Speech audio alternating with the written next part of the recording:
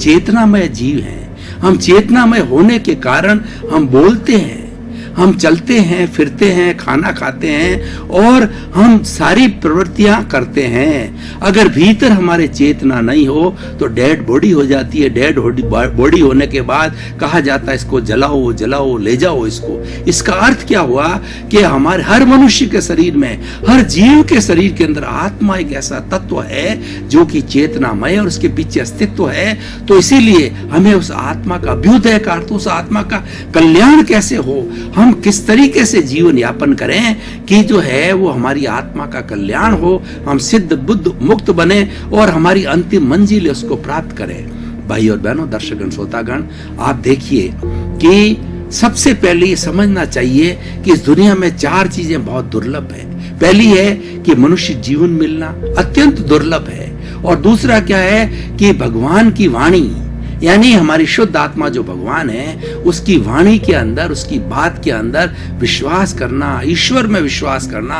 और तीसरा है कि उसको सुनने का अवसर मिलना, और तीसरा है कि वो ईश्वर की वाणी के अंदर विश्वास करना, और चौथा ये ईश्वर की वाणी को अपने जीवन के अंदर ढालना। क्योंकि जब तक कोई चीज चरित्र में नहीं जाती है तब तक वो जो कल्याणकारी नहीं होती है। इसीलिए कहा गया है, if wealth is lost nothing is lost, if health is lost something is lost, and if the character is lost everything is lost. What is this character? The character is to lead the life with the morality, with virtues, and with the good merits, with the good principles, with the things which are not giving any trouble to others.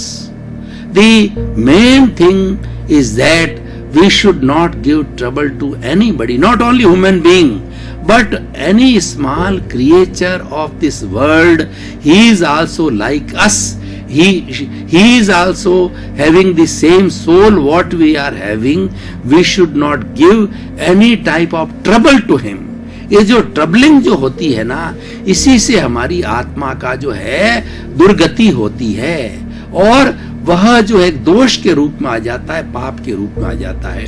तो इस तरीके से 4 बातें मुख्य है, और ये हमारे भारतीय संस्कृति के धार्मिक ग्रंथों के अंदर बताया गया है कि मनुष्य ही ऐसा व्यक्ति है, मनुष्य एक ऐसा प्राणी है जो कि सिद्ध बुद्ध हो सकता है, और कोई भी प्राणी मुक्ति को प्राप्त नहीं हो सकता है। इसलिए भाई और बहनों, दर्शकगण, श्रोतागण, वो आप हैं जिनको पट्टा मिला हुआ है सिद्धि प्राप्त करने का, लक्ष्य प्राप्त होने का, सिद्ध मुक्त होने का, निर्वाण होने का, सिद्ध शिला में जाने का। जो कि आपके 100 वर्ष पूरे हो जाए तब वो लक्ष्य को ध्यान में रख करके और जीवन को उसके अनुरूप डिजाइन करना चाहिए। आज मैं जो बता रहा हूं, अपने जीवन को डिजाइन करने की बात बता रहा हूं कि आप जो कोई भी कार्य कर रहे हैं वो करते रहिए। जो भी आपका धर्म है, धर्म गुरु है, जो आपका परिवार है, उसको किसी तरह की बदलने की आवश्यकता नहीं। संन्यास लेने की बात मैं नहीं कर रहा हूं। मैं तो ये कह रहा हूं वो कौन कौन से ऐसे तत्व है जिससे कि हमारी आत्मा का अभ्युदय हो सकता है।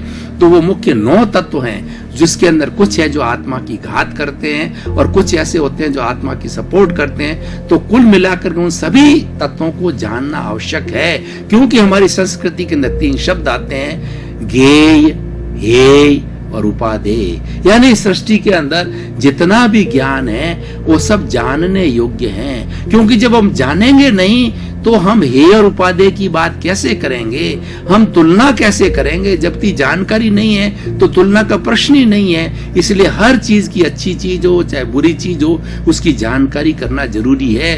वो ज्ञेय कहलाता है। उस जानकारी करने के बाद में देखिए वो कौन सा तत्व है जो कि हमारी आत्मा की घात करता है, हमारे आत्मा को वो और बंधन के अंदर डालता है, कारावास के अंदर डालता है, और आत्मा को जो है वो घेर लेता है, आत्मा की मुक्ति नहीं होने देता है। वो हे कहलाता है, उसको छोड़िए। और एक होता है उपादेय, जो कि हमारी आत्मा की शुद्धि करवाता है, आत्मा का अभ्युदय करता है, आत्मा का कल्याण करता है। उन तत्वों को अपनाइए। तो एक एक करके हम 9 तत्वों का खुलासा करेंगे और उससे हमारे समझ में आ जाएगा कि वो कौन कौन से तत्व हैं जो कि हमें ग्रहण करना चाहिए और कौन कौन से ऐसे तत्व हैं जो कि हमें छोड़ना चाहिए। तो पहले जीव का मतलब आत्मा की बात है। वो आत्मा सब अजर है, अमर है, अविनाशी है, और वो चिदानंद है। चिदानंद का अर्थ होता है वो अविनाशी है, और वो ज्ञान दर्शन वाला है और वो आनंदमय है, वह जो है चेतना का पुंज है, वो जन्म मरण से मुक्त है, वह अच्युत है, वह अजर है, वह अमर है, वह विनाशी है, वह व्यबाद है, वह टंकोत्कीर्ण है, वो मन वचन काया से मुक्त है और वह सूक्ष्म है और वह अमूर्त है। ये हमारा हो गया जीव। अब अजीव का अर्थ होता है जड़। जड़ पदार्थ वो होता है जिसको पुद्गल बोलते हैं, मैटर बोलते हैं, जिससे हमारी ये सारी सृष्टि बनी हुई है। और वो सारा जो है गलन मिलन धर्मा होता है।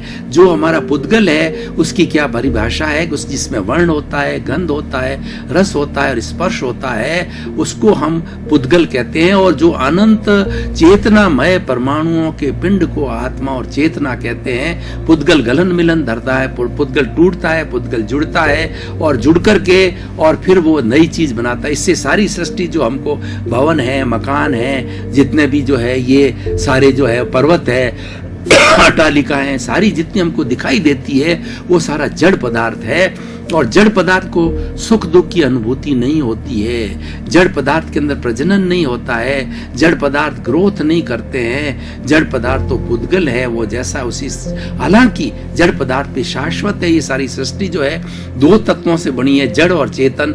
जड़ और चेतन आपस में मिक्स हो जाते हैं, लेकिन जड़ कभी भी चेतन नहीं होता, चेतन कभी भी जड़ नहीं होता है। ये ध्यान करने की बात है। दोनों के गुण अलग अलग है, दोनों का मिक्सचर हो सकता है, लेकिन वो कभी भी जो है अपना गुण नहीं बदलते। वो चेतन अचेतन नहीं होता, अचेतन कभी भी चेतन नहीं होता, वो अपने रूप के अंदर होता है। अब तो ये बात हुई हमारे, वो एक हो गई। एक पहली बात होती है कि पहली हमने जीव, दूसरा अजीव का मतलब जड़ है। जीव अजीव पुण्य।